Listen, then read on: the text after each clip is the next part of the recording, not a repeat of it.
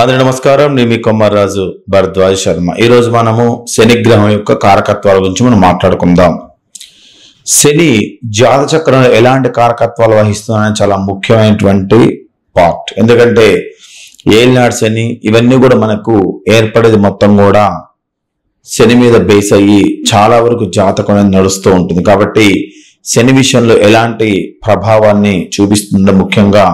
శని ఆయుష్ మీద ఎక్కువ ప్రభావం చూపించాడు ప్లానెట్. దీర్ఘాయువు మీద,